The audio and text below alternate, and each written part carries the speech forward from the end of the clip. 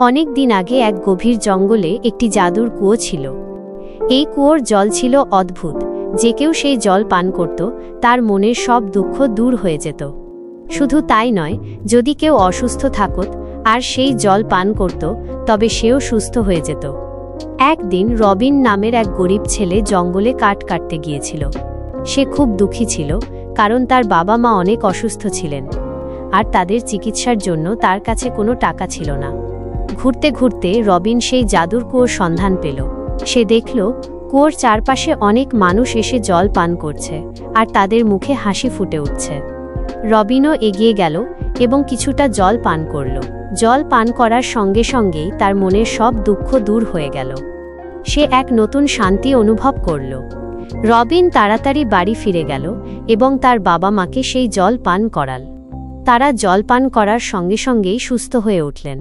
রবিন খুব খুশি হল। সে বুঝতে পারল এই কুয়োটি সত্যিই জাদুকরী।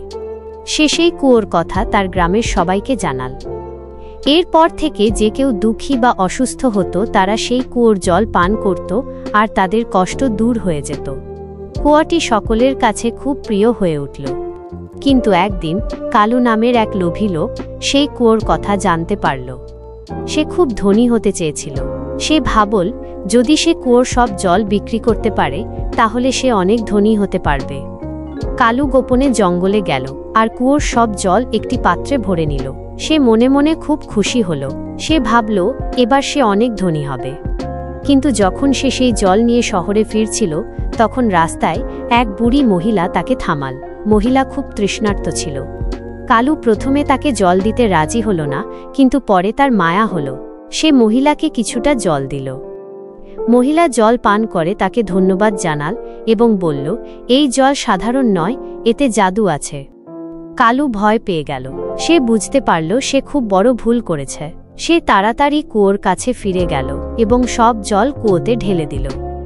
এরপর থেকে কুয়োর জাদু আবার ফিরে এল। রবিন এবং তার পরিবার আবার সুস্থ হয়ে গেলেন। কালু তার লোভের জন্য শাস্তি পেল।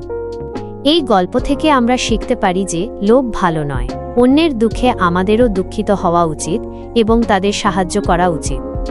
ভিডিওটি ভালো লাগলে অবশ্যই একটা লাইক দিয়ে জানাবেন আর চ্যানেলটিতে নতুন হলে সাবস্ক্রাইব করে পাশে থাকবেন।